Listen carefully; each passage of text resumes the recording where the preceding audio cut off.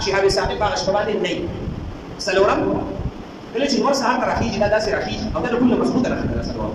ابو سعید خدري رضی الله عنه فرمایي نبی علیه السلام اعتکاف ته ناست و. نبی علیه السلام سر راښکاره نبی علیه السلام ارشاد وفرمایل ما د رمضان المبارک په اولنۍ عشره کې اعتکاف وکړو دغه شپه مې تلاش کوله خو ما ته میلاو نه شو. بیا مې په منځنۍ عشره کې اعتکاف وکړو دغه شپه مې تلاش کوله خو ما ته میلاو نه شو. بیا مې په اخري عشره کې هغه اعتکاف وکړو. ای خلکو که تاسو لیلة القدر تلاش کول غواړئ نو په دغه اخري عشره کې هغه تلاش او ما ته دغه شپه وښودلی شوله خو بیا زما نه هېره شوه. نبی علیه السلام او ما ځان ولیدو په هغه شپې کله چې دا شپه ما ولیدله سحر کې چې دی نو ما په داسې حالت کې سجده ولګوله چې خټې وي. نو ابو سعید خدري رضی الله عنه فرمایي په دغه وخت کې د جومات د دې کجورو دا پاڼې چې دی د دې را چت و نو باران به وشو نو د دې را چت په راسسېدلو نو په دغه شپه باندې یوویشتمه شپه باران شوی او لږ لږ دا چت راسسېدلی و نو ما د نبي علیه السلام تندی مبارک ولیدو چې په خټو کې سره وه. نو ما معلومه کړه چې دغه شپه څه وه دا د یوویشتمې شپه وه. خو دا ضروري نه چې په یوویشتمه شپه باندې به هغه وي ځکه بل حدیث کې نبي علیه السلام فرمایي تاسو دغه لیلة القدر تلاش کې د رمضان المبارک په اخري عشره په طاق شپو کې. او بیا بل حدیث کې فرمایي دغه شپه تلاش کې پنځویشتمه اوویشتمه یو کم دېرشمه په دې کې تلاش بلکې کله دېرشتمه کله یوویشتمه پنځویشتمه اوویشتمه یو کم دېرشمه دغه پنځه شپې په دې کې تلاش کول هغه غواړي. اوس دا شپه به موږ څنګه پېژنو؟ موږ ته به څنګه پته لګي؟ په احادیثو مبارکو کې د دې یو څو علامات ښودلی شوي دي. یو علامت دا ښودلی شوی دی چې دغه شپه به روښانه وي فراخه به وي روښانه به وي داسې روښانه به وي ګویا کې د څوارلسمې سپوږمۍ راښکلې ده داسې روښانه وي. نو په دغه شپه باندې څوارلسمې سپوږمۍ نه وي څوارلسمې تېره شوي دا خو بس د میاشتې اخرې سپوږمۍ نه وي دومره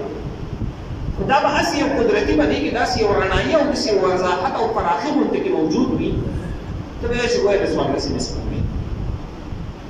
بله نښه ښودله شوې ده دا شپه به نه ډېره ګرمه وي نه به ډېره یخه وي نه به پکې ګرمي کېږي چې نه به پکې یخني کېږي داسې درمیانه غونته شپه وي.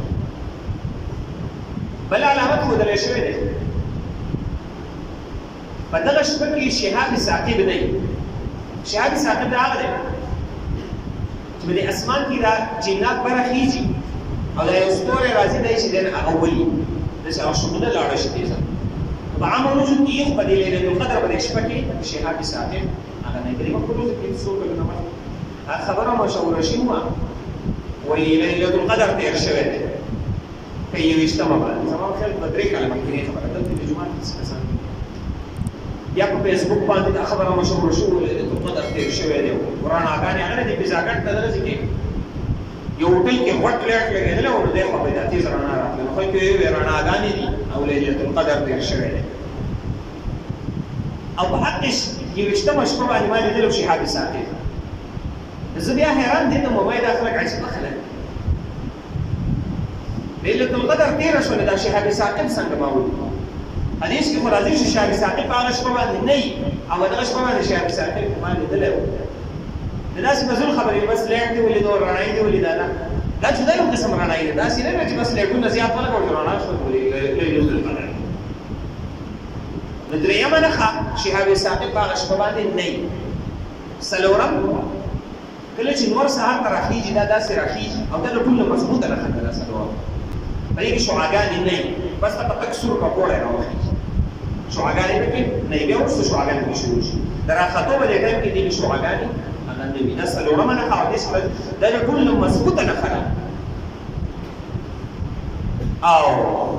پنځمه نښه یو صحابي ذکر کوي چې د لیلة القدر شپه او ما د سمندر اوبه وڅښلې هغه ډېرې خوږې وې سمندر اوبه خو ګرمي ده په دغه شپه باندې ما د سمندر اوبه وڅښلې نه هغه خوږې وې. بل یو بزرګ هغه ذکر کوي په دغه شپه باندې ما د سمندر په اوبو باندې غسل وکړو نو ما ته محسوس شو چې دا اوبه چې دا خوږې دي دې کې هغه تریوالی هغه نشته دی نو په دغه شپه باندې د سمندر اوبه څه هغه خوږې دا چې اوس چاته نږدې سمندر یې هغه ته به ډېره ښه اندازه لګي هغه شپه دې او سمندر وبلي د دې اصل وجه دا نه ده چې مونږ په دې تلاش کې چې د ليله القدر وکړي په دې تلاش کې نه شي عبادت کوو په دې بس لګیدل چې د ليله القدر وکړي وستا هم راځي چې دا ونی ګوټي د ارسس سیستم کې دا چا باندې دي نسب بعض بزرګانو دا لخري اوس خلک په دې لږ کې چې یاره بس ليله القدر چې چاولې د چې دا ونی راځي شي چې د ليله القدر ولې دوه نه دا ضروري دي چې ليله القدر سره وي په دې کې اصل مقصد سره عبادت دی عبادت نبی السلام راوته دوه کسانو جګړه کوله نبی السلام ارشاد فرمایي زه خو راوتلی د دې لپاره وم چې تاسو ته ليله القدر شپه واخلئ چې دا په پلان کې شپه کېږي خو تاسو دا جګړه کوله زما نه هیر شو چې دا کله دی ګوره د جګړې دومره نحوست دی د جګړې خو ډېر زیات نحوست دی خو یو نحوست دغه شو چې د نبی السلام نه هغه شپه هېره شوله نو ستاسو د وجې د زما نه هغه شپه هېره شوله بیا نبی السلام فرمایل دا شپه تاخ شپو تلاش کوو د دې د هېرېدو علماو ډېرې وجې لیکلي دي یو وجه خو دا ده که بالفرض نبی علیه السلام ارشاد فرمایلی چې په یوویشتمه باندې مثال طور نو اوس په هر کس په یوویشتمه شپه روڼوله او نور به بیا عبادت نه کوو چې بس هغه یوه شپه پوره ده هغې کې عبادت خبره ده یو دا چې یوه شپه به روڼېده او دا لس ورځې چې خلک اعتکاف کوي دا لس ورځې به دې پاتې شوې نو به بیا عبادت نه کوو یو نقصان خو یې دا و دویم نقصان یې دا و چې دغه شپه ډېره مبارکه ده هر کله چې دغه مبارکه شپه ده او بعضې خلک کو فطرت دا وي چې هغه د ګناه نه بغیر صبرېدی نه شي څه نه څه ګناه ده کړی نه وي نو دی صبرېږي نو چې اوس دا شپه معلومه وي چې دغه شپه ده او ډېره مبارکه شپه ده او دی خو ګناه خامخا پرېږده او بیا خامخا به دې شپه کې ګناه کوو نو دی به بیا ډېر زیات ګناهګار وي ځکه یو کس په جومات کې ودو نبی علیه السلام راغی علي رضي الله عنه ته ارشاد فرمایي لاړ شه کس رایې کا او ورته وایي چې اودس وکړو علي رضي الله عنه لاړ کس راویښ کړو علي رضي الله نبی علیه السلام بیا د الله رسوله دا کس خو دا څومره راښولی شو دا خو د دې انکار تاسو ما ته ویلي ارشاد فرمایي هسې خبرې ورته کولې انکار یې نه نبی علیه السلام ورته جواب ورکړو زما مقصد دا و چې دی راویښ کړې دغه کس د خوبه دی که بالفرض دی تا ته انکار وکړي چې نه یې پاسم او خوب نه کوم اودس نو به دی کافر کېدو نو که بالفرض ته بس تللی وی ما راویښیلی او دی د خوب د وجې نه په ضد کې راغلی او ما ته جواب راکړی چې نه یې پاسم او مونځ نه کوم نو دی د دې وجې نه کافر کېدو نو ګوره هلته کې د خبرو څه فرق و یو طرف ته خبره د نبی علیه السلام او بل طرف ته د علي رضي الله عنه نو څنګه چې د خبرې فضیلت زیات دی دغه رنګې د هغې انکار بیا هم غټ وي د هغې ګناه هم زیات وي دغه رنګې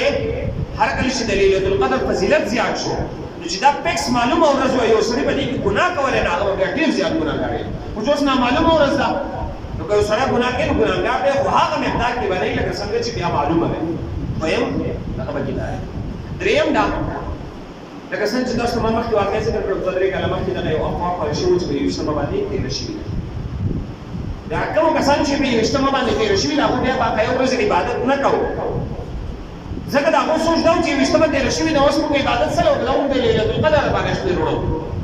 نو چې دا معلومه ورځ وې چې په یوویشتمه تېره شوې نو بیا اوس که څوک لیونی وجانه عبادت کوي چې بس هغې کې مې عبادت کړی دا پوره وکړه نو د نهو شپو هغه عبادت د ده نه لاړ نو په دې کې یو غټه وجه دا ده چې دا لس شپې دا ټول سړی عبادت وکړي نو لیلة القدر پکې هم راغی او دا ټولې شپې چې دی هغه څه شوې په عبادت کې هغه تېرې شولې او مبارکې شوې دا یې لویې چې دی هغه وجه